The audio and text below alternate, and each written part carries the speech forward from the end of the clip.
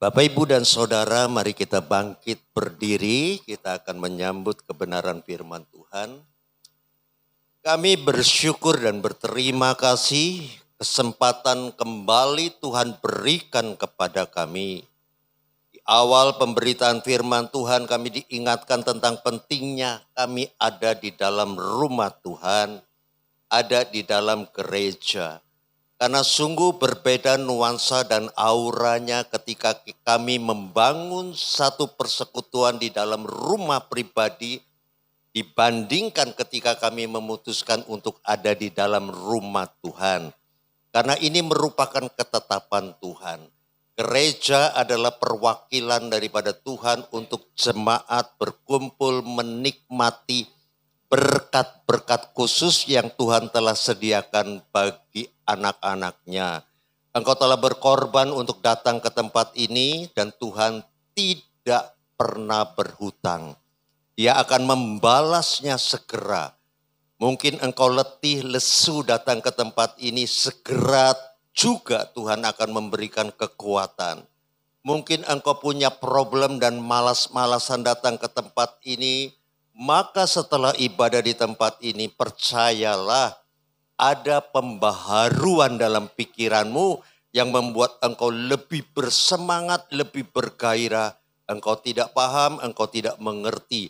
Tetapi inilah realitas kuasa Tuhan. Terima kasih Tuhan. Dan sebentar hamba-Mu akan menyampaikan kebenaran firman Tuhan. Kiranya engkau urapi hamba-Mu dengan urapan yang khusus, dengan urapan yang spesial. Jangan biarkan hamba berbicara dengan kuat gagah dan hebatnya manusia. Jangan biarkan hamba berbicara dengan kefasihan manusia berbicara. Tetapi biarlah Tuhan tuntun hamba-Mu dari awal hingga pada akhirnya. Sehingga pemberitaan firman Tuhan ini sungguh sesuai dengan keinginan dan kehendak Allah. Hamba hanya menjadi alat dan hamba hanya menjadi juru bicara Tuhan. Terima kasih Tuhan. Di dalam nama Tuhan Yesus Kristus kami berdoa, kami mengucap syukur. Haleluya. Amin. Berikan kemuliaan bagi Tuhan.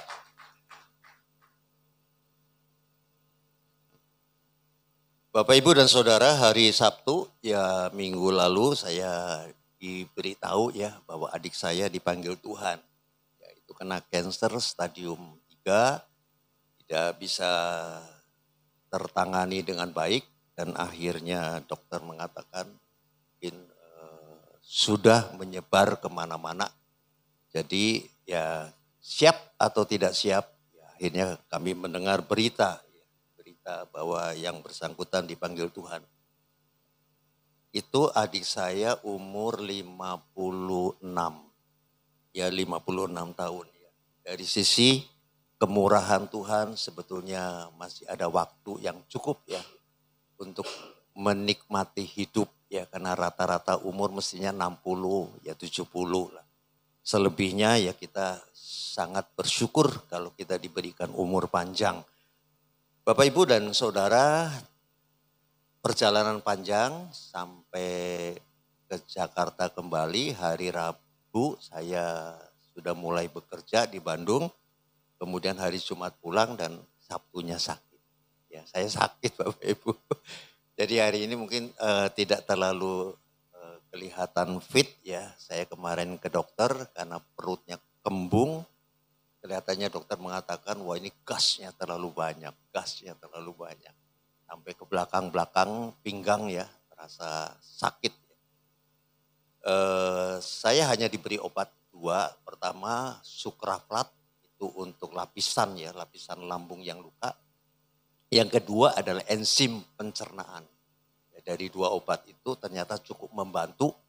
Hari ini walaupun fisik tidak terlalu 100% fit, tapi saya merasakan bahwa kembung-kembung yang kemarin malam ada itu hampir 90% sudah tidak ada lagi. Berikan kemuliaan bagi Tuhan. Bapak, Ibu, dan Saudara, seringkali kita di dalam kekristenan ada teman-teman kita yang berkata,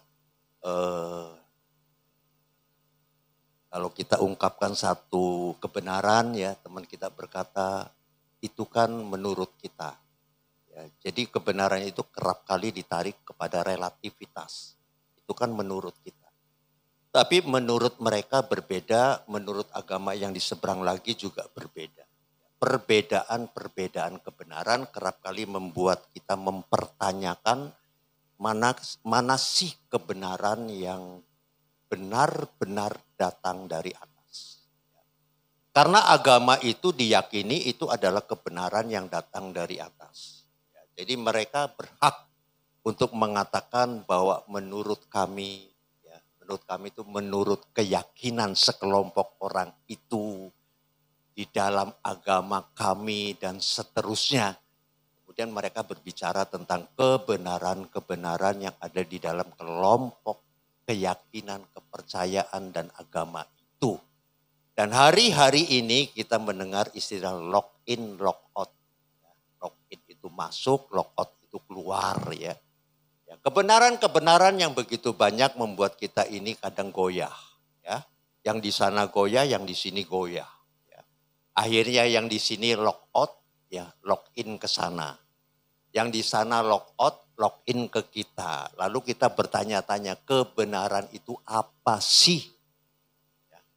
Dan saya mau kasih tahu kepada saudara kebenaran bukan menurut opini, pendapat dan pandangan saya. Karena kalau kebenaran yang datang dari opini, pendapat, dan pandangan saya atau opini, pendapat, dan pandangan manusia, saya pikir itu masih saja kita akan terjebak dengan kebenaran yang bersifat relatif. Ya. Karena itu adalah kebenaran yang dibangun atas dasar keyakinan. Ya, yang dimunculkan hasil olah daripada pikiran. Sehingga kita merasa bahwa ini benar, ini salah. Tapi dalam konteks kebenaran itu sesungguhnya itu berbicara tentang kesejatian, tentang Allah. Amin. Berikan kemuliaan bagi Tuhan. Agama tidak berbicara tentang kesejatian tentang Allah. Tapi agama berbicara tentang keyakinan bahwa Allah itu ada di sana. Tapi kebenaran itu tidak ada di dalam agama. Tapi kebenaran itu ada dalam realitas. Jadi agama itu kebenaran yang dibangun atas dasar keyakinan. Saudara pahami ini dulu. Jadi agama itu adalah membangun kebenaran atas dasar keyakinan.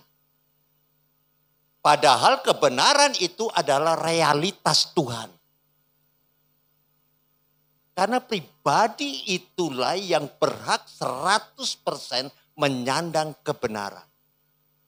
Jadi kebenaran itu bukan opini, bukan pendapat, bukan keyakinan, bukan dihasilkan oleh sekelompok hukum-hukum yang dipelajari. Kemudian mereka mengatakan ini kebenaran. Karena kebenaran adalah Allah sendiri, amin. Dan saya ingin katakan kepada saudara. Saya akan buktikan kepada saudara. Kebenaran adalah realitas. Bukan pendapat, pandangan sekelompok orang. Sekalipun pendapat dan pandangan itu sangat meyakinkan. Tapi konsep kebenaran tidak berdiri di atas keyakinan. Konsep kebenaran berdiri di atas realitas. Tentang Allah yang sejati. Ialah empunya kebenaran itu. Dan kebenaran itu bersifat sosok pribadi. Ya, bukan kelompok-kelompok.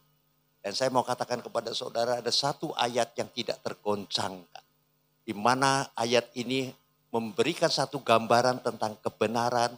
Dan akhirnya kita bisa menyimpulkan. Di sana tidak ada kebenaran. Di sini ada kebenaran, di sana tidak ada kebenaran. Dan itu kita harus berani mengatakan itu. Karena yang saya ambil adalah bukan fakta yang dibangun di atas kebohongan. Bukan fakta yang dibangun di atas pendapat saya.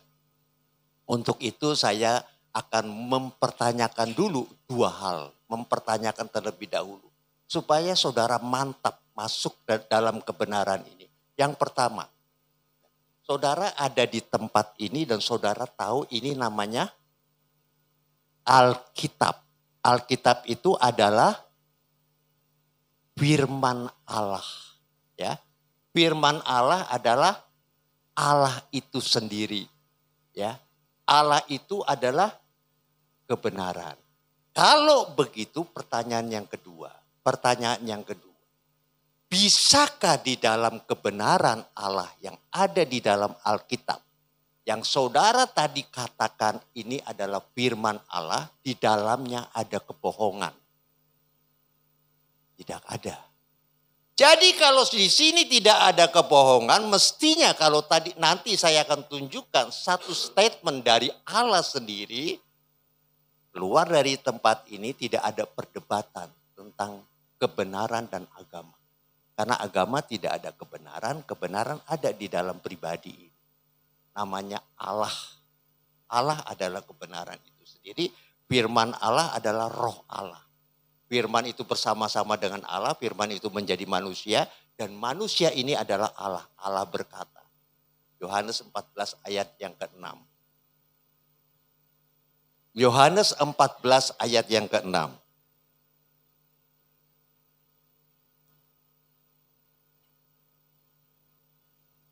Bapak, Ibu, dan Saudara, sebelum kita baca bersama-sama, saya ingin mengatakan begini. Pak Pendeta, saya perhatikan Bapak sudah berkali-kali, ya bahkan berpuluh-puluh kali mengambil bagian ayat ini. Tapi ada banyak orang Kristen yang tahu ayat ini dan hafal di luar kepala. Bahkan menyebut Yohanes 14 ayat 6 sudah tahu, tetapi dia tidak mengerti dan memahami secara dalam tentang makna daripada ayat. Kata Yesus kepadanya, Yesus bisa berbohong? Tidak bisa berbohong. Kebenarannya 90%? 100%. Jadi apa yang dikatakan oleh Yesus ini bukan kebohongan. Jadi kalau saudara mulai mempertanyakan, itu kan menurut kita, bukan menurut kita. Kita tidak berpendapat begitu. Ini menurut Yesus yang adalah kebenaran. Ya, di sana dikatakan kata Yesus kepadanya, akulah jalan dan kebenaran dan hidup. Sudah titik tuh ya. Kalau hari ini kita bicara tentang kebenaran, Yesus mengatakan akulah kebenaran. Jadi tidak ada kebenaran yang lain di luar Yesus. Sedemikian rupa kebenaran ini akan membawa kita kepada Allah yang benar. Kalau kebenaran ini tidak membawa Allah yang benar, kita masih bisa berdiskusi panjang lebar mengenai statementnya akulah kebenaran. Karena dia tidak membawa kita kepada Allah yang benar. Dan dikatakan tidak ada seorang pun yang datang kepada Bapa Allah yang benar kalau tidak melalui aku. Bagaimana saudara mau datang kepada Allah yang benar tidak melalui kebenaran? Pikirkan baik-baik. Ini bukan persoalan menang kalah. Ini bukan persoalan argumentasi mentang-mentang kita ada di Kristen, tidak. Karena memang kitab suci mereka datang dari bawah sehingga mereka mengalami kesulitan untuk berbicara tentang perkara-perkara yang datang dari atas. Kalau kita dari awal sudah sangat jelas dikatakan bahwa kita memang dari atas dan yang bersangkutan dari atas dan mengatakan bahwa aku ada di bumi dan akulah kebenaran yang akan membawa engkau dari bawah ke atas. Ini kebenaran Bapak. Jadi kebenaran adalah realitas Bapak. Realitas tentang pribadi. Kalau saudara kurang yakin dengan statement ini, saya akan keluarkan satu lagi. Kalau kebenaran itu berbicara bahwa segala sesuatu yang ada dan semua yang ada harus berasal dari satu pribadi ini. Itu namanya kebenaran. Kalau ada bagian-bagian di alam semesta ini yang tidak bersumber dari pribadi ini, kebenaran ini masih bisa diperdebatkan. Kolose pasal 1 ayat 16 dan 17. Kolose pasal 1 ayat 16-17.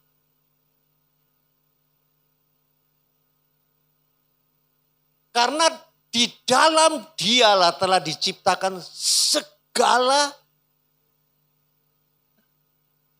Tidak ada yang tidak berasal dari dia. Pak Pendeta, ada agama lain loh yang punya nabi besar. Kalau di sini dikatakan segala sesuatu dan semua yang ada tuh. Karena di dalam dialah diciptakan segala sesuatu yang ada di surga dan yang ada di bumi. Yang ada di bumi tokoh-tokoh itu, tokoh-tokoh yang sangat luar biasa bersumber dari dia. Lalu di mana di situ ada kebenaran? Kebenaran harus berasal dari sumbernya. Yang ada di sorga dan yang ada di bumi, yang kelihatan dan yang tidak kelihatan, baik di singgasana maupun kerajaan, baik pemerintah maupun penguasa, segala sesuatu diciptakan oleh dia untuk dia. Dan 17, ia ada terlebih dahulu dari segala sesuatu dan segala sesuatu ada di dalam dia. Jadi ini bukan menang-menangan Bapak Ibu, kan kita sudah bersepakat. Di dalam Alkitab tidak ada kebohongan. Ketika kebenaran ini dibongkar, kita melihat dengan begitu terang. Di dalam terang Allah kita melihat kebenaran itu bukanlah sekedar kumpulan-kumpulan hukum yang dirangkum oleh pemikiran manusia, kemudian diyakini oleh sekelompok orang, kemudian dia berubah menjadi kebenaran. Itu bukan kebenaran. Kebenaran adalah satu realitas, ada di dalam pribadi. Amin. Berikan kemuliaan bagi Tuhan. Nah, lalu bagaimana dengan agama-agama yang ada? Agama itu sekelompok orang yang punya keyakinan seperti kita. Ya.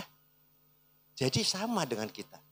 Agama adalah sekelompok orang yang berbeda keyakinan dengan kita, tetapi mereka punya keyakinan yang sama. Cuma dasarnya beda. Agama adalah sekelompok orang yang punya keyakinan yang dasarnya dibangun di atas doktrin yang ada di dalam agama. Tetapi kekristenan adalah keyakinan yang dibangun di atas hubungan dengan pribadi.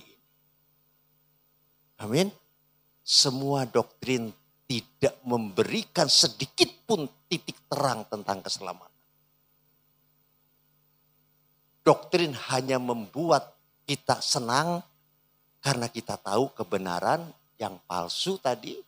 Ya, tetapi secara kejiwaan kita merasa nyaman karena kita tidak ada di dalam kejahatan.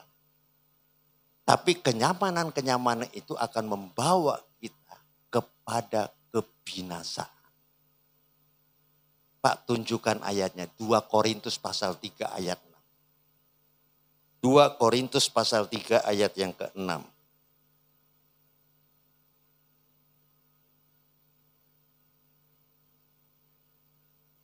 3 ayat 6. Ialah membuat kami juga sanggup menjadi pelayan-pelayan suatu perjanjian baru ya. Ini perjanjian baru. Yang tidak terdiri dari hukum yang tertulis. Perjanjian baru bukan hukum Taurat. Perjanjian baru menisbikan hukum. Tapi hukum itu datang dari Tuhan. Hukum itu suci dan hukum itu benar. Tapi hukum itu mematikan. Sehingga diadakanlah satu perjanjian, pembaharuan tentang kebenaran yang menghidupkan. Nah, perjanjian baru yang tidak terdiri dari hukum yang tertulis itu perjanjian lama. Tetapi dari roh, sebab hukum yang tertulis mematikan, tetapi roh menghidup. Jadi kalau saudara berdiri di atas doktrin, hukum-hukum yang ada, saudara mati. Karena saudara tidak punya kapasitas untuk mengeksekusi hukum-hukum itu dengan baik. Kasihilah musuhmu, saudara berdiri di sana, saudara mati. Saudara mati. Bagaimana saudara bisa mengasihi musuhmu, mengasihi tetanggamu saja, engkau jauh lebih bisa mengasihi istrimu. Engkau jauh lebih piawai mengasihi anak-anakmu.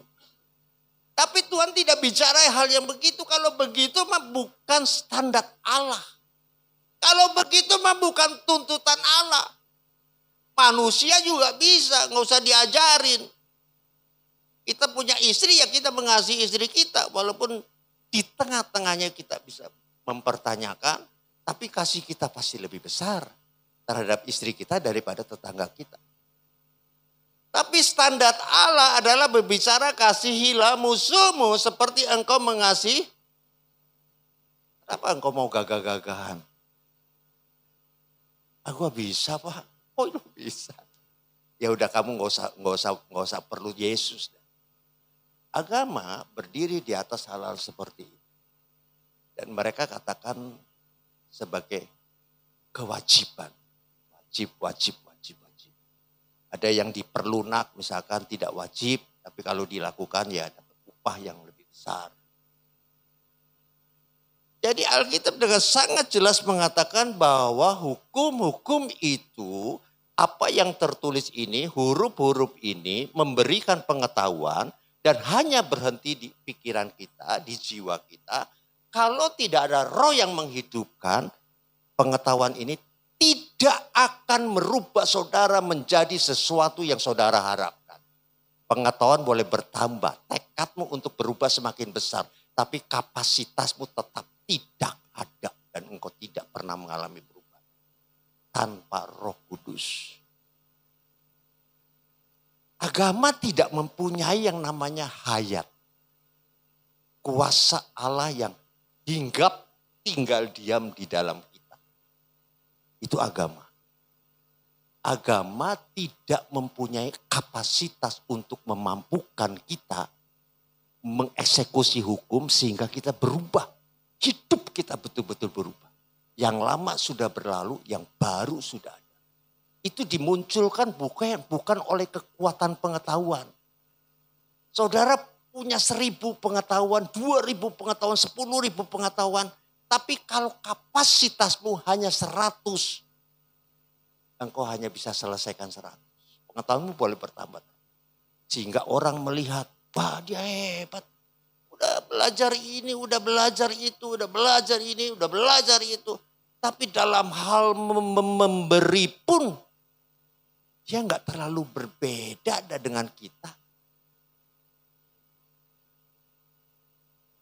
Amin. Berikan dulu kemuliaan bagi Tuhan.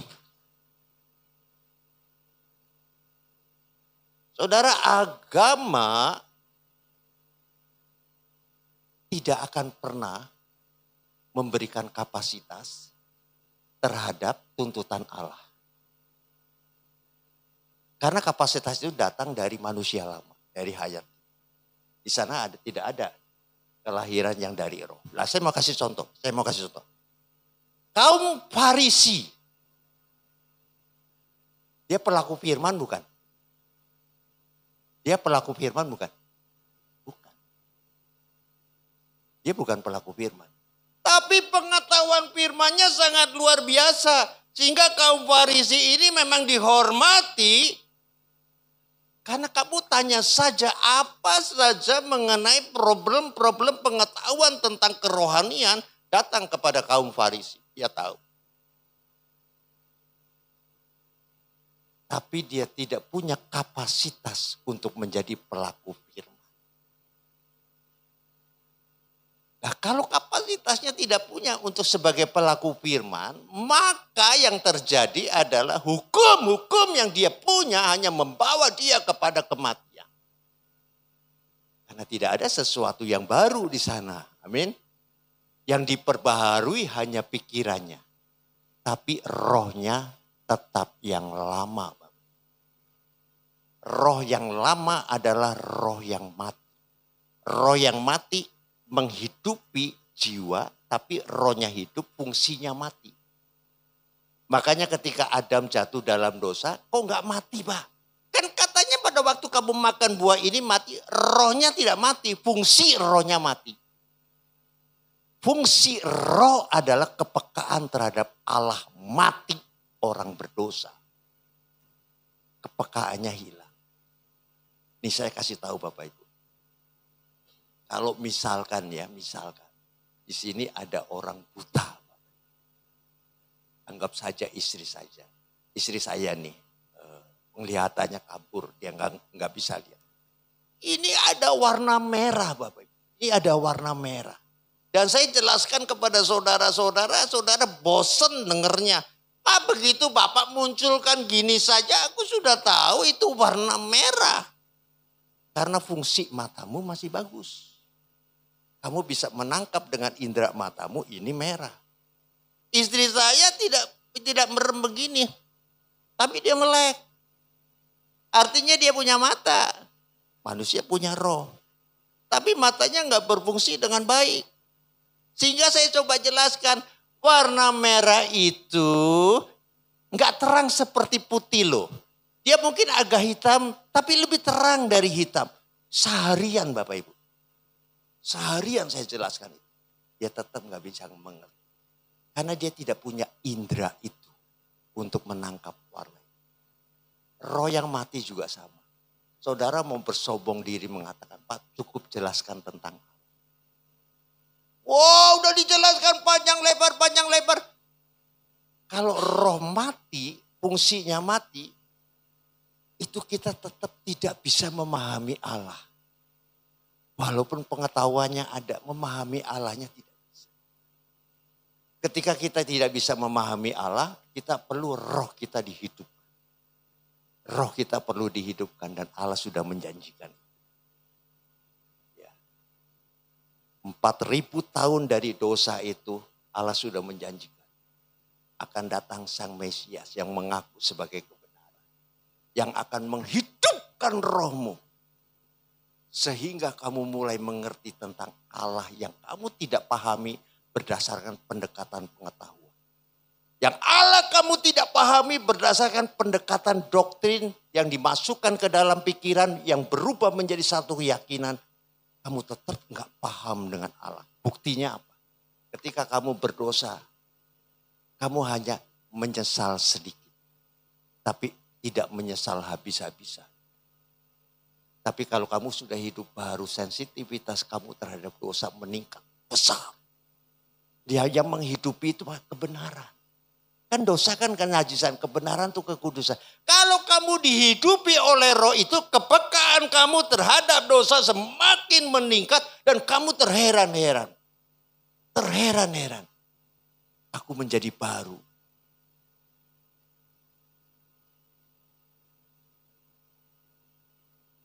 Berbohong sedikit, dulu berbohong banyak. Rasanya nggak ada rasa apa-apa. Berbohong sedikit rasanya kita nggak bisa. Nggak nyaman sama sekali. Itu ada roh yang masuk, yang menghidupi kita. Dan itu hanya ada di dalam kebenaran yang datang dari Allah. Di dalam agama tidak ada hayat, tapi ada doktrin. Serupa, tapi tidak sama. Serupa bajunya, dalamnya tidak sama. Amin. Nah, saya mau cerita dulu nih. Nikodemus. Dia itu maha guru. Dia guru dari banyak guru-guru yang tahu tentang Alkitab. Tapi dalam pergumulannya, dia merasa digerakkan untuk datang kepada kebenaran. Kalau saudara nggak ketemu kebenarannya sejati, saudara tidak pernah punya hayat yang baru. Karena yang saudara ketemu adalah kebenaran yang bersifat subjektif dalam sekelompok agama. Saudara ketemu dengan kebenaran ini, baru saudara bisa mengerti. Kamu harus dilahirkan kembali oleh roh. Coba Yohanes pasal 3 ayat 3.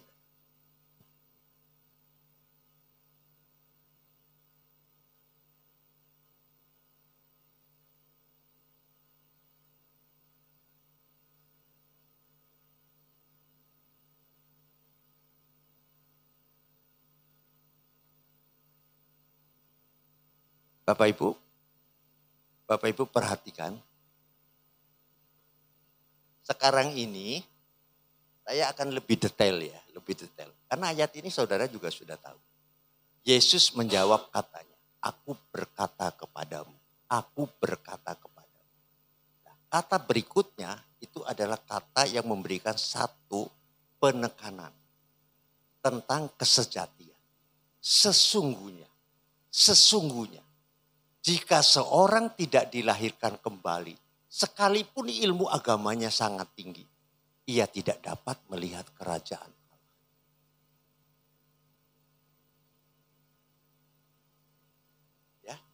Sesungguhnya jika seorang tidak dilahirkan kembali, sekalipun ilmu agamanya sangat tinggi, sekalipun pertanyaan apapun bisa dijawab oleh dia, belajar Alkitab sampai S3, sampai profesor. Kalau dia tidak dilahirkan kembali, tidak dapat melihat kerajaan. Nikodemus adalah seorang profesor teologi. Dia belajar, dan belajar. Pengetahuannya tentang Alkitab begitu dahsyat. Tapi Tuhan katakan huruf-huruf ini tanpa pertolongan Roh hanyalah membawa kita kematian, kepada kematian. Mana Pak ayatnya? Yang paling penting. Mana Pak ayatnya? Yohanes pasal 6 ayat 63.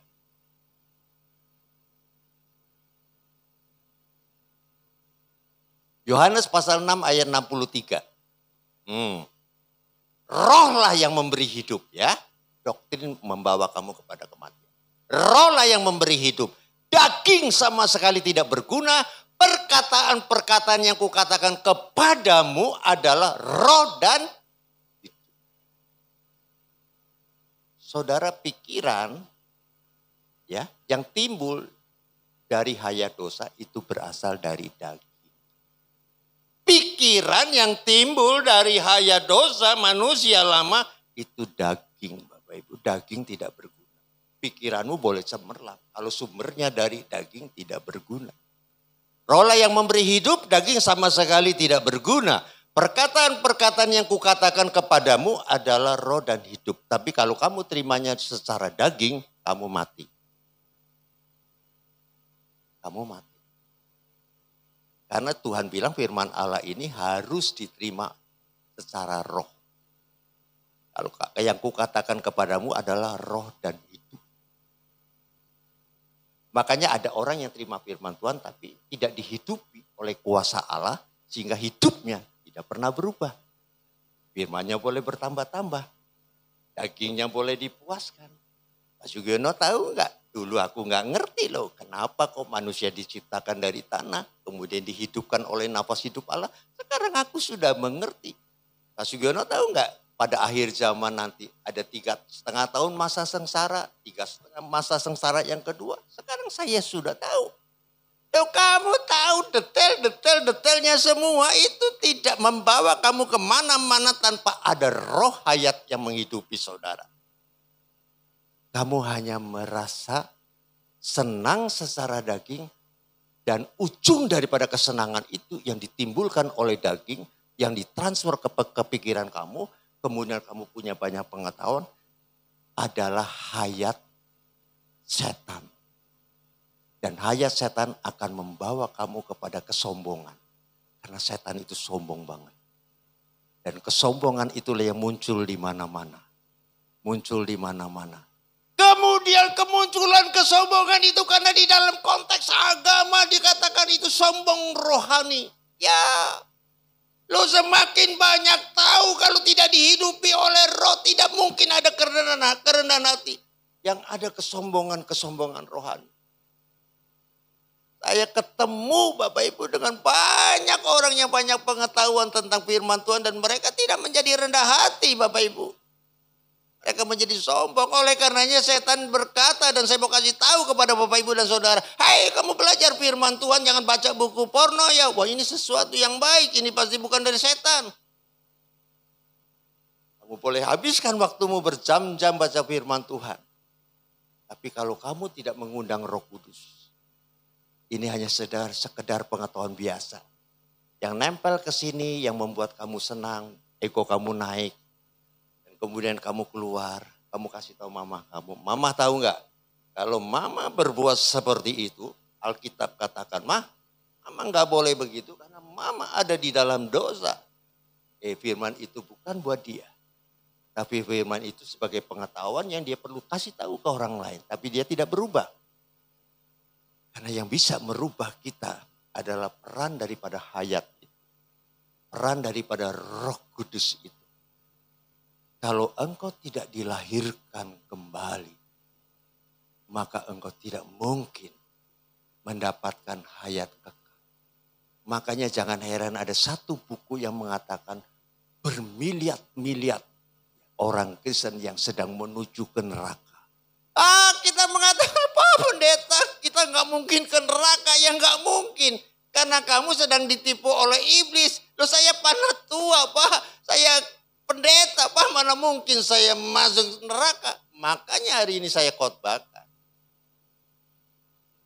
Supaya saudara tahu, yang luaran seperti ini sangat membahayakan bagi keyakinan yang tidak dibangun di atas kebenaran. Yang dihidupi oleh Roh Allah. Nah, kalian kan tahu tuh di Matius pasal 7, kita nggak usah buka ya. Ada orang yang begitu dahsyat. Ya. Dalam pelayanannya dia melakukan banyak mujizat. Orang lumpuh berjalan, orang mati dibangkitkan, segala macam mentakjubkan pelayanannya. Tapi sesungguhnya luaran itu tidak menggambarkan tentang realitas kebenaran. Karena ketika dia bertemu dengan kebenaran itu mengatakan, kamu tidak ada di dalam kelompokku. Aku tidak pernah mengenal kamu karena kamu tidak ada di dalam kebenaran itu. Jadi hati-hati Bapak Ibu. Saudara boleh rajin ke gereja. Saudara boleh belajar banyak tentang perkara rohani. Tetapi tanpa kelahiran baru, tanpa kerendahan hati, tanpa keterbukaan hati, tanpa hidupnya manusia batinnya saudara. Saudara hanya mendapatkan kenyamanan palsu. Yang membuat aku yakin kalau aku mati nanti masuk surga. Begitu mati dead. Kebenaran itu tidak ada padamu. Karena engkau salah menggunakan standar ukurannya. Ukuranmu ukuran luaran. Ukuran Allah adalah ukuran yang ada di dalam. Roma pasal 7 ayat yang ke-6. Roma pasal 7 ayat yang ke-6. Roma pasal 7 ayat yang ke-6.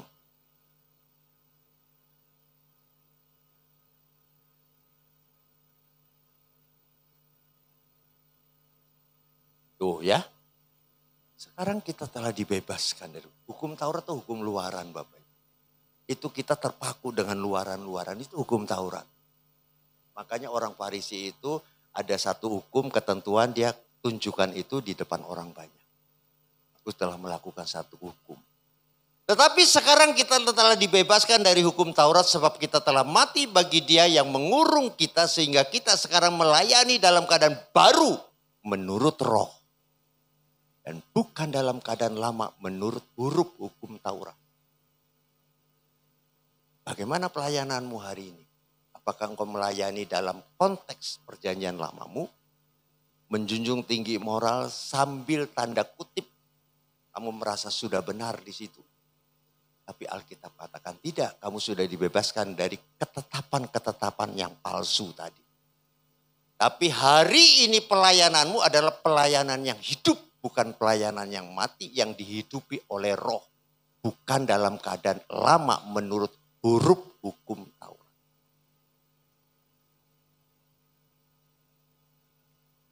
Nah, sekarang kembali lagi kepada statement saya yang pertama. Ini bukan mau menang-menangan Bapak Ibu. Agama mana yang berbicara tentang hayat? Agama mana yang berbicara bahwa kapasitas dari atas yang akan merubah kita menjadi baru. Mereka meyakini perubahan lahir baru adalah perubahan luaran. Tapi kita bukan. Bapak Ibu, ada orang jahat di dalam agama. Dia betul-betul meninggalkan kejahatan yang menjadi baik. Tampilan luarnya berubah.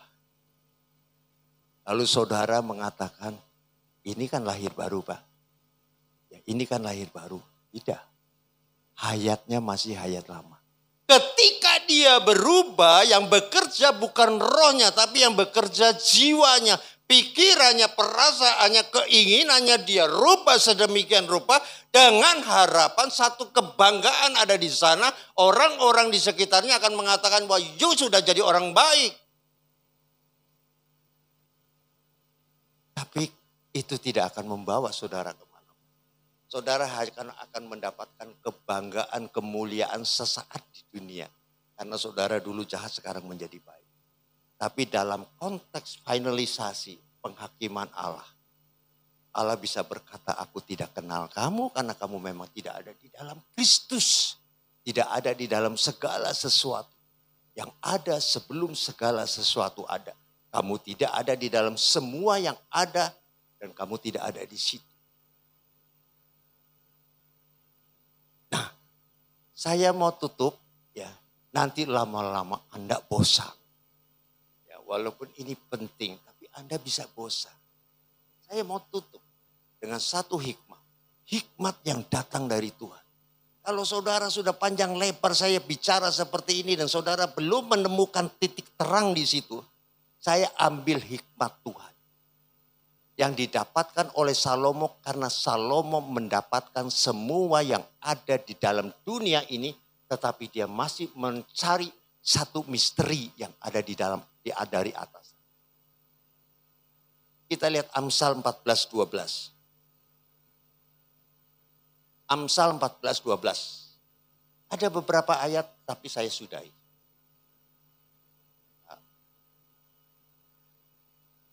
Pak Gembala nanti, ini lama amat sih. Orang bentar lagi kita mau makan. Ada makan enggak?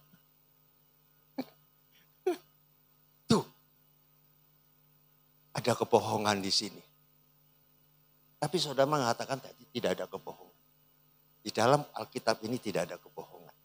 Ada jalan yang disangka orang lurus. Tetapi ujungnya menuju maut. Semua orang begitu nyaman. Sampai ujung sana. Husnul khotimah. Wah mantap sudah sampai sana. Husnul khotimah. Dan maut itu ujungnya. Itu bukan kata saya Bapak Ibu. Kita bilang, orang boleh ada di sana dan orang merasa itu khotimah. Di sini tidak. Ayat ini bisa muncul 2 kali. Berarti kan kalau the repetition artinya it is very important. Sesuatu yang diulang itu berarti ini sangat penting. Bu, ada lubang Bu di sini. Tapi saya nggak puas, takutnya ibu nggak konsentrasi yang di pertama tadi. Saya bilang lagi Bu, hati Bu, di situ ada lubang. Langsung ibu more attention, dia memberikan perhatian lebih pada lubang tadi. Karena ibu dikasih tahu 2 kali. Ini firman Tuhan kasih tahu 2 kali. Amsal 16:25. Amsal 16:25.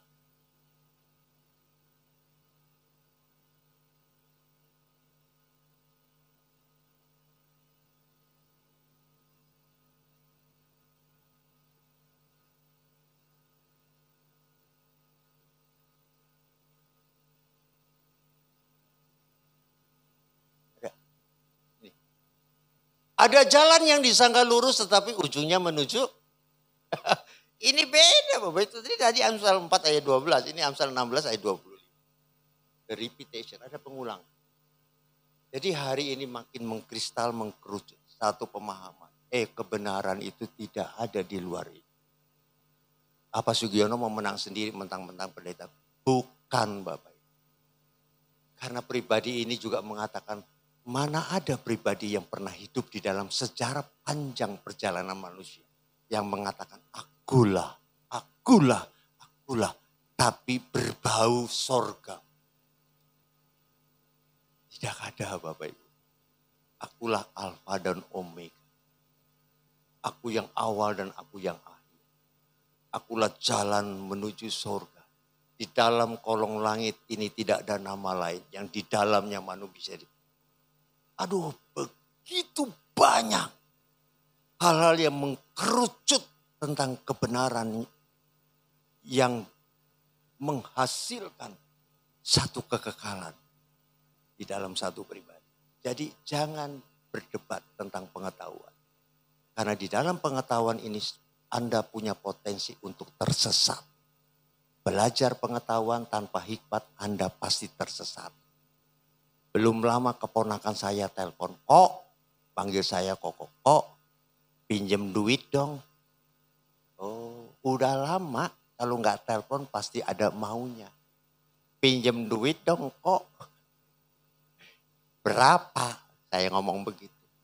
250.000 cukup lah. Ini cukup buat kamu, buat gua banyak. 250.000 cukup lah.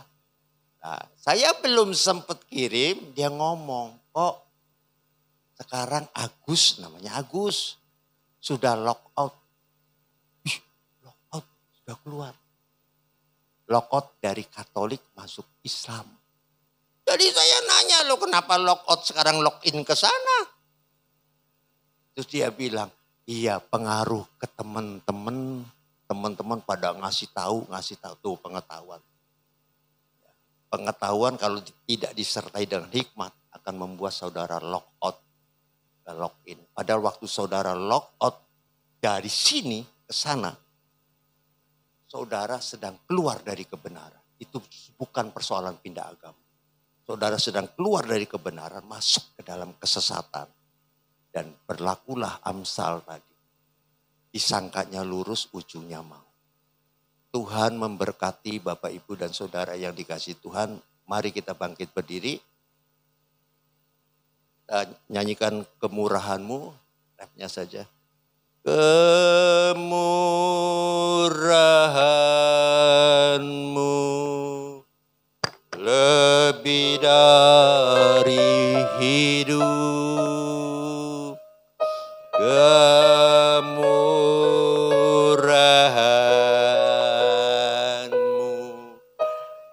lebih dari hidup. Maka lidahku,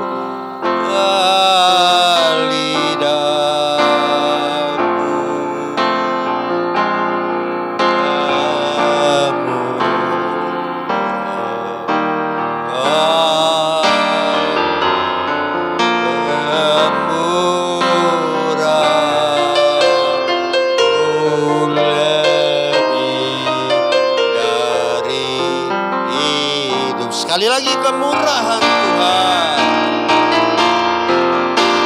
Kemurahan-Mu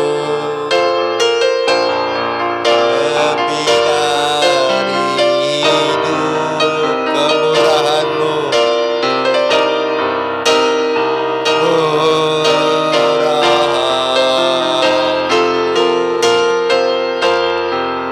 lebih dari hidup. Bawa lidahku, bawa lidahku,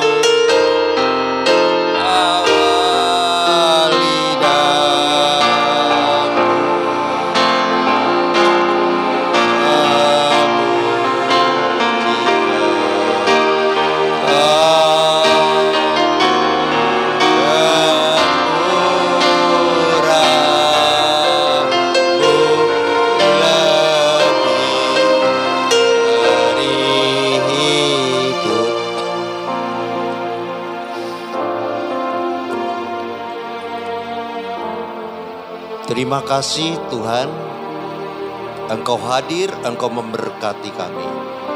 Apa yang kami terima di tempat ini, biarlah kami pegang teguh untuk kami melangsungkan perjalanan hidup kami. Hingga hayat, hingga panggilan Tuhan di akhir kehidupan kami. Terima kasih Tuhan. Di dalam nama Tuhan Yesus Kristus hamba berdoa, hamba mengucap syukur. Haleluya, amin. Berikan kemuliaan bagi Tuhan.